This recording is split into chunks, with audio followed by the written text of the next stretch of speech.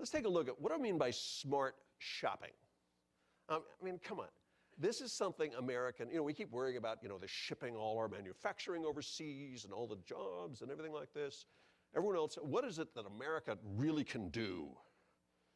Shopping. We're terrible at shopping for healthcare. Why is that? How many of you people went to Starbucks or a like place this morning and got a $3.50 cup of coffee? Oh, come on. You are such liars. You're such, come on. More than that, did it? I mean, I do it. And it's an interesting question why, especially, often I speak at a conference just in the morning, and there's free coffee right outside. There's all these people with Starbucks cups. Got free coffee. You make a judgment. There's a judgment about value. And the value in healthcare, of course, is a very deep one. It's about our lives, it's about our suffering, it's about our children, about our parents. What is the value question? In order to ask the value question, we're really asking three questions. One is, how good is this thing that I'm considering buying? And by the way, how do I know how good it is? One of them is, how much will it cost me? And of course, as we've been talking about in healthcare, there's often a separation between the how much will it cost and how much will it cost me. A very serious point. And what are my alternatives? What can I do? Traditionally in healthcare, we have had no way to ask or answer any of these questions. So of course we can't get at value. There's no way to get there. There's no way to ask the question.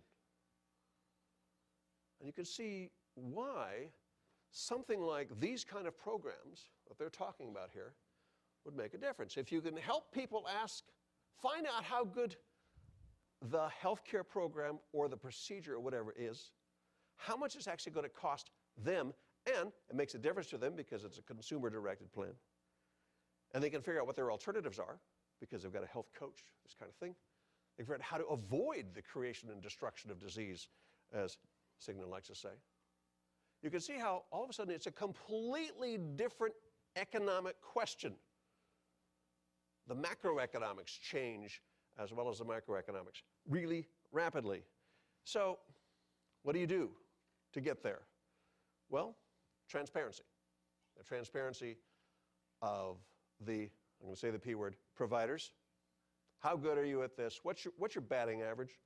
What's your score? How many people come back to pump after heart surgery? Back to pump, coming back to surgery? How many people get infections from your hospital every year? I want to know that. Why can't I? Why can't I know that? There are states that actually gather all this material and keep it secret. Really? They have a pact with the hospitals. Oh yeah, we'll gather all your adverse event information, and it will be available to the industry to figure out how to do better, but we're not going to tell anybody about it. Real transparency of the insurance companies.